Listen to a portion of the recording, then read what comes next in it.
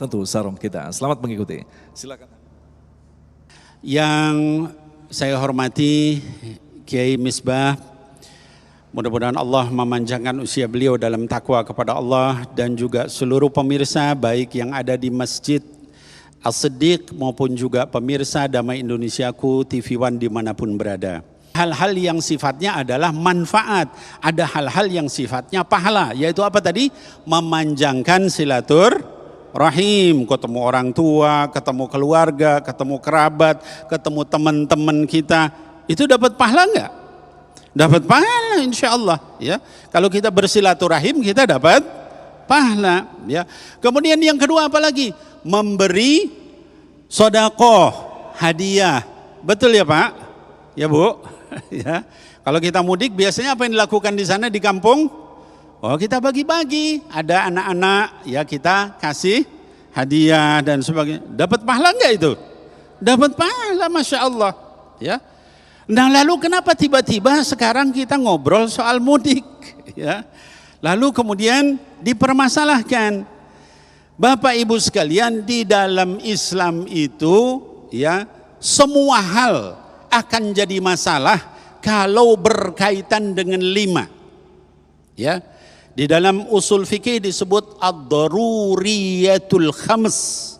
Ada 5 kondisi darurat yang kalau bersentuhan dengan salah satu ini, maka ini jadi masalah di dalam Islam. Jadi pembahasan di dalam fikih, jadi pembahasan para ulama ya. Apa saja yang 5 darurat itu? Kata para ulama usul fikih, yang pertama yang disebut hifdzu ad-din, menjaga agama. Contohnya apa? Kalau kita melakukan satu perbuatan, kita cuman dengan keluarga kita, tapi dampaknya adalah kita menjadi mengakibatkan kekufuran, mengakibatkan kesyirikan, itu jadi urusan agama. Walaupun yang melakukan adalah pribadi, keluarga ya. Yang kedua kata para ulama yang disebut dengan hifdzu an-nafs, menjaga nyawa manusia. Contohnya apa? Contohnya mudik ini. Nah ini baru ya. Kita berangkat mudik urusan tradisi, urusan budaya, nggak ada ngurusin agama.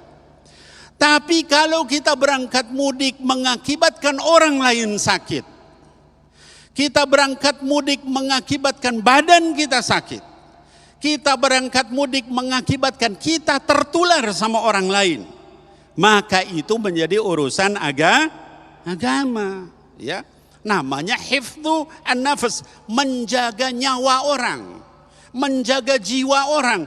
Bib, itu ngomong-ngomong menjaga nyawa dan sebagainya, apa sih dalilnya?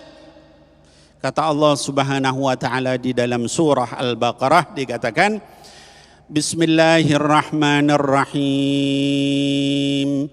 Wa la tulqu bi aydikum ila at-tahlukati wa ahsinu. Innallaha yuhibbul muhsinin. Sadaqallahul azim. Wala tulqu bi aydikum ila tahluka. Jangan, kata Allah Subhanahu wa taala, menjatuhkan diri kalian dalam kebinasaan. Jangan menjatuhkan diri kalian dalam kerusakan. Jangan menjatuhkan diri kalian dalam bahaya. Wa ahsinu, selalu dalam keadaan berbuat baik. Innallaha yuhibbul muhsinin. Sesungguhnya Allah menyukai orang yang berbuat baik. Jadi kita melakukan sesuatu mengakibatkan kebinasaan, kerusakan, bahaya, itu dilarang sama Allah Subhanahu. Jadi yang larang bukan Habib Nabil ya, tapi yang larang adalah Allah Subhanahu wa taala. Dalam ayat yang lain di surah An-Nisa kata Allah Subhanahu wa taala, Bismillahirrahmanirrahim.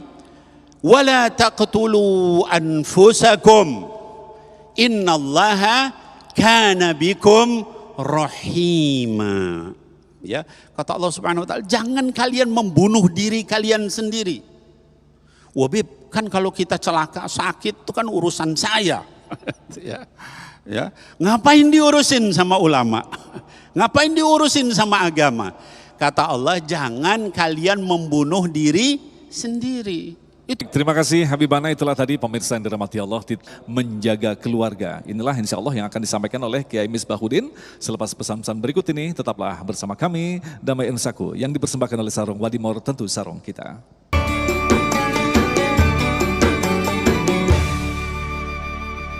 Kita telah mendapatkan ilmu dari guru kita Habibana, 5 hal yang patut kita catat baik-baik, yaitu menjaga agama, nyawa, akal, keturunan, dan harta. Dalam segmentasi berikutnya nanti, Kiai Misbahuddin akan menjelaskan kepada kita pentingnya menjaga yaitu nyawa kita dan keturunan kita. Dalam hari ini adalah keluarga kita. Sekali lagi, bisa jadi ketika pada saat pandemi ini kita bertemu keluarga kita, salah satu dari kita membawa penyakit yang akhirnya justru nanti menambah beban berat kehidupan kita daripada sekedar silaturahim. Inilah yang akan dijelaskan oleh guru kita, Kiai Haji Misbahuddin. Kami persilakan.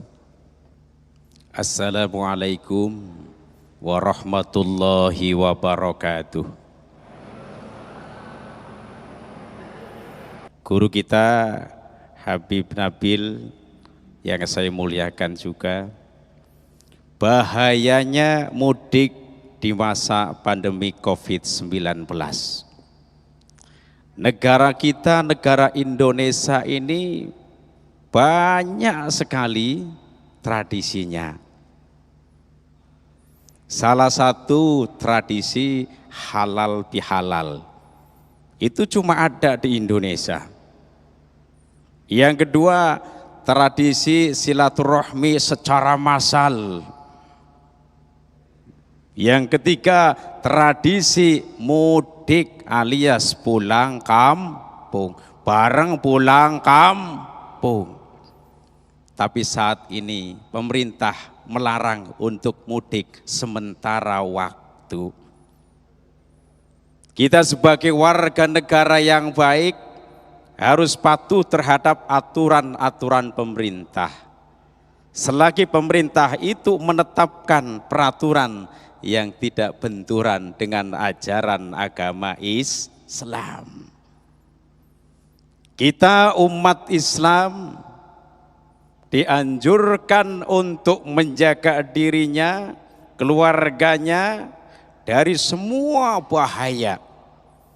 Baik bahaya di alam dunia maupun bahaya di akhirat, termasuk bahaya terkena api neraka. Dalam Al-Quran Allah Subhanahu wa ta'ala menjelaskan, ya ayyuhalladzina amanu qu anfusakum wa ahlikum naro. Hai orang-orang yang beriman, jagalah dirimu, peliharalah dirimu dan keluargamu dari api neraka. Dan saat ini ketika kita tidak mudik, menurut saya jalan yang paling terbaik dan paling cocok, bareng cocok, gali cok, gali gacok, cok. Kenapa? Karena dalam suasana pandemi COVID-19 diri kita terjaga, keluarga kita terjaga, bahaya banget. Ya. Kemudian negara kita Indonesia sementara ini kenapa melarang mudik alias pulang kampung? Tentunya punya alasan. Ketika pemudik pulang, kemudian kumpul bersama keluarga, secara otomatis bertemu dan bersentuhan kulit. Kalau seandainya yang pemudik itu terkena COVID-19, maka bahaya seluruh keluarga yang ada di kampung. Bahaya. Ya. Saya tahu persis di kampung, Pak Bu, karena saya ini orang kampung. Mohon maaf, Bib, saya orang kampung, Bib. Ya, di daerah Kabupaten Tegal, Jawa Tengah, saya ini orang kampung. Ya, kalau pas bertepatan dengan mudik kampung ramai sekali. Ya, bahkan mohon maaf, mereka berlomba-lomba memakai baju baru. Contoh, peci baru, yang bareng ayo peci, bagus, lagi peci baru, kemudian sarung baru, baju baru. Istri lama. Kok kenapa mereka ingin pulang kampung atau mudik? Tentunya punya alasan tersendiri. Pertama, mereka kangen terhadap keluarganya. Ibarat seorang suami itu kangen terhadap istrinya, kangen terhadap anak-anaknya. Terus yang kedua, kenapa mereka mudik? Alasan yang kedua adalah ingin bertemu juga dengan keluarga-keluarga yang lain. Ya. Terus kemudian yang ketiga, supaya bersilaturahim secara langsung. Ini alasan mereka. Ya, tetapi jangan khawatir. Kita bisa silaturahim walaupun tidak secara langsung. Ada ulama yang mengatakan boleh dengan jarak jauh. Silaturahim boleh dengan jarak jauh. Contoh, kirim salam terhadap keluarga yang ada di kampung.